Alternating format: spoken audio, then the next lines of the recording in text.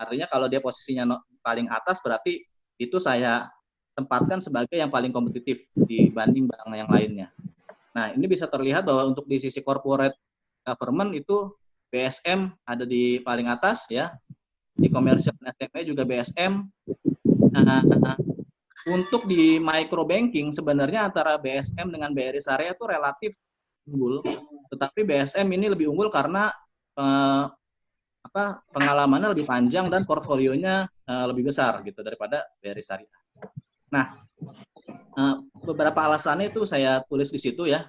Kalau kita perhatikan sekarang untuk ambil contoh di sektor korporasi ini BNI Syariah dan BRI Syariah sebenarnya belum masuk ke situ bisa dibilang ya. Masuknya hanya mungkin beberapa kesempatan sindikasi, itu pun mereka masih sangat sedikit frekuensinya.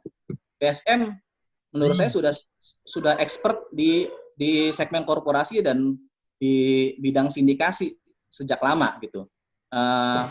Jadi di sini terlihat BSM memang sangat unggul di segmen korporasi dan government. Untuk di segmen komersial dan SME begitu juga alasannya untuk BSM. BRI Syariah mungkin masuk ke segmen ini, tapi BRI Syariah itu menurut saya karena ukurannya yang lebih kecil, jadi lebih terbatas ruangnya untuk bisa masuk ke segmen komersial lebih dalam.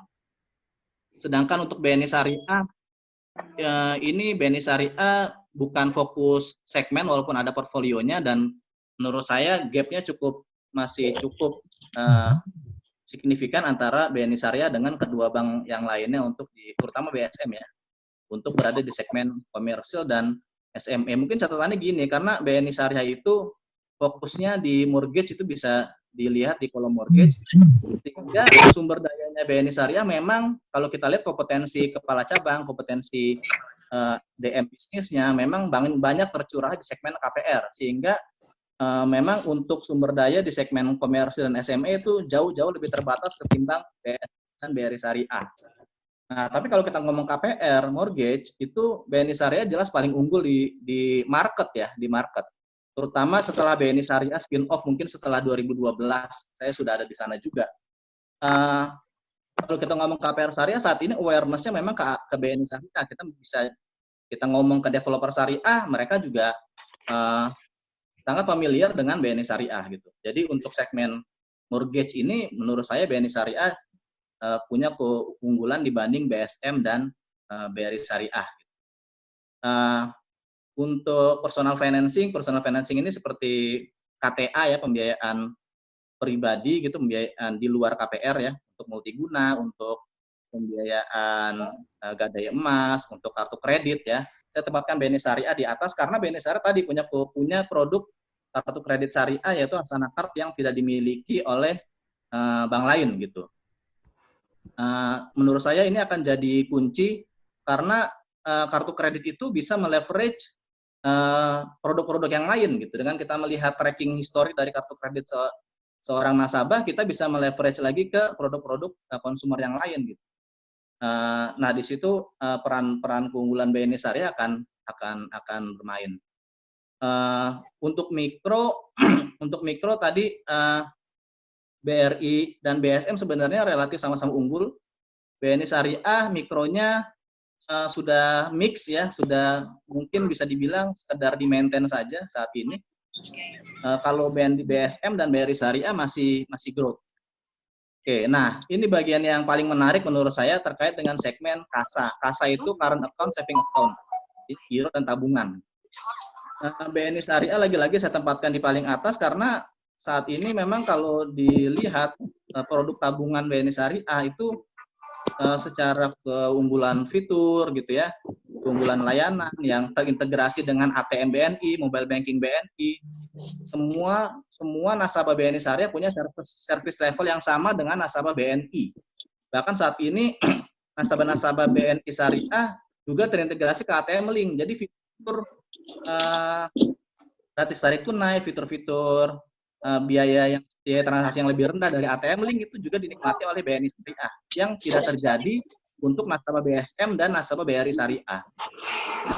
Jadi BNI Syariah dengan awareness-nya juga yang cukup tinggi untuk tabungan anak, saya tempatkan untuk bisnis current account, saving account, saya tempatkan di paling atas. Meskipun memang secara portfolio belum sebesar BSM, karena BSM secara aset sudah jauh lebih besar. Tapi menurut saya sih sudah cukup untuk menempatkan BNI di posisi teratas untuk anak. Terakhir, haji dan umroh ini adalah segmen yang sangat strategis ya untuk bank syariah, karena akan menjadi produk diferensiasi dibanding bank konvensional, apalagi sekarang semua layanan haji dan umroh sudah tidak disediakan lagi oleh bank konvensional gitu. Jadi ini akan menjadi niche market yang bisa diekspor lebih jauh oleh merger nanti. Nah ini lagi-lagi saya tempatkan BNI Syariah di atas karena BNI Syariah brandingnya sudah cukup kuat di segmen haji dan umroh ini gitu, dengan banyak event, dengan banyak kerjasama dengan travel umroh, juga Hasanah Card-nya juga bisa diintegrasikan dengan layanan haji dan umroh. Menurut saya jadi lebih menarik gitu produk-produk haji dan umroh BNI Syariah. Jadi kalau kita simpulkan di bawah itu, seharusnya kalau kita bagi-bagi ya, ini kita secara teori dan secara idealisme berarti ya, BNI Syariah akan unggul di corporate and government, komersial, dan upper SME ya. Mungkin yang lebih besar, misalkan katakannya lebih dari 10M ya, SME yang lebih dari 10M. Sama Gadai Emas, nah BSM ini juga unggul di Gadai Emas, karena saat bank-bank lain Gadai Emasnya udah mulai decline atau hanya sekedar di-maintain saja, BSM itu masih secara aktif mengelola dan tumbuh produknya di Gadai Emas ya. BNI Syariah akan memegang platform tadi dengan keunggulan tersebut, KPR, credit card, personal financing, kasa, haji dan umroh. Sementara BNI Syariah mungkin bisa dikasih kuenya itu untuk micro banking dan lower SME yang lebih kecil. Itu mungkin prediksi dari saya ya untuk integrasi bisnis dan produk. Saya lanjut, itu slide yang paling panjang penjelasannya. Selanjutnya terkait dengan operation dan service integration. Nah ini saya bagi menjadi outlet, IT, e-channel, dan digital inisiatif. Outlet BSM tentunya paling dominan ya. BSM di kota-kota tier 1 pasti hadir, sampai ke Jayapura, ke Papua pun hadir. Di kota-kota tier 2 juga BSM banyak punya outlet di kota-kota tier 2, di mana BNI Syariah dan BRI Syariah kalau di kota-kota tier 2 banyak yang belum ada outletnya gitu. Lalu BSM juga mengcover semua region, yang itu menurut saya harus wajib dipunyai oleh bank beraset luar negeri. Oke. Ini dari sisi, nah ini juga penting nih, ini akan jadi kunci juga ya. BSM sudah punya core banking sendiri ya.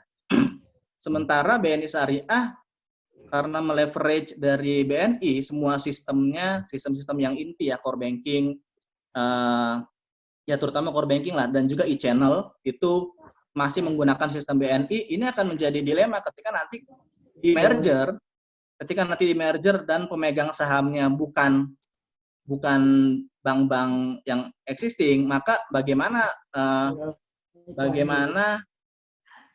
judgement-nya sistem BNI tersebut masih dipakai gitu. Nah, ini tentunya menjadi tantangan tersendiri di dalam proses merger. Jadi saya tempatkan BSM dengan IT yang independen punya keunggulan di sini. Nah, dari sisi e-channel, kalau kita ngomong konteksnya e-channel tadi, memang dengan IT yang terintegrasi dengan BNI Syariah jadi punya advantage di kasa dan juga e-channel. Memang PR-nya adalah gimana sih nanti ketika itu dimigrasi, produk-produk tabungan, katakanlah kita mau pakai platform tabungannya BNI Syariah. Produk gironya BNI Syariah juga unggul ya. Gironya BNI Syariah itu cash manajemennya BNI Syariah itu BNI gitu. Dan kualitas cash manajemennya BNI itu udah diakui di market, bahkan bisa bersaing dengan layanan cash management dari bank-bank asing. Nah, gimana ini bisa dipertahankan? Ketika nanti mungkin core banking utamanya adalah IT-nya BSM gitu. Jadi tadi yang tadi berarti. Jadi saya tempatkan e-channel untuk di utama tetap BNI Syariah. Yang keempat, digital inisiatif. Digital inisiatif ini saya lihat, saya apresiasi sekali dengan Bank Syariah Mandiri yang dalam waktu 2 tahun terakhir itu mampu mengejar menurut saya agak tertinggal dari sisi waktu itu kualitas atau reliabilitas dari layanan-layanan e-channel-nya ya, mobile banking, bahkan waktu itu sempat internet banking-nya masih pakai kertas ya tokennya ya. Nah, sekarang sudah menyamai industri. Bahkan sekarang BSM sudah jadi satu-satunya bank yang bisa melakukan bank syariah ya. Dari ketiga bank ini, bahkan sepertinya untuk bus ya yang bisa melakukan pembukaan rekening online ya secara real time gitu. Seperti juga bank-bank besar lain gitu. Jadi saya tempatkan BSM inisiatif itu di tempat pertama. Sehingga kesimpulannya di bawah, untuk operation and service integration itu BSM unggul di outlet, IT, lalu e-channel juga unggul, tapi e-channel ini dengan catatan ya, e-channel ini asalkan IT core platformnya itu bisa menyesuaikan, bisa beradaptasi. Katakan tadi mau ketika nanti dari BNI Syariah itu mau terintegrasi ke BSM, itu IT-nya BSM itu mampu untuk bisa menjalankan prosesnya dengan service level yang sama. Tentunya perlu negosiasi lebih lanjut dengan BNI induknya gitu. Nah, itu pasti akan sangat menantang di situ. Dan yang keempat, digital inisiatif. Sedangkan BNI Syariah dan BRI Syariah menurut saya ya platformnya akan dipakainya menutupi outlet-outlet. Jadi outlet-outlet BNI Syariah dan BSM itu nantinya kalau misalkan di kota tersebut mungkin, atau bukan di kota ya, kalau di kota mungkin BSM pasti udah ada semua. Mungkin di satu kota kan bisa jadi coverage-nya luas tuh. Nah, bisa jadi di selatan kota itu atau di timur kota itu tidak ada BSM, tapi adanya BNI Syariah dan BRI Syariah. Tentunya outlet ini akan menutupi blank spot di wilayah di kota tersebut kayak gitu. Soal integrasi outlet ini menurut saya banyak juga sih yang mempertanyakan integrasi outlet nanti seperti apa, karena akan banyak outlet-outlet yang berdekatan dengan stylenya BUMN. Outlet-outlet kemungkinan akan dipertahankan. Lebih banyak yang dipertahankan daripada yang ditutup. Nah, caranya bagaimana? Seperti juga strategi di Bank Mandiri, itu ada outlet kalau yang berdekatan dijadikan sentra kredit, atau kan dijadikan kantor area atau kantor wilayah. Jadi tidak harus ditutup, tetapi untuk menjadi outlet dari organisasi yang berbeda gitu ya. Organisasi sentra kredit atau tadi organisasi wilayah atau organisasi area. Jadi kalau prediksi saya akan lebih banyak outlet yang dipertahankan daripada yang ditutup. Karena BUMN BUMN itu stylenya sangat budayanya itu mempertahankan pegawai lah. Karena kalau dengan menutup outlet pasti ada banyak pegawai yang harus diberhentikan ya kayak gitu. Pasti preferensi nggak akan ke arah situ.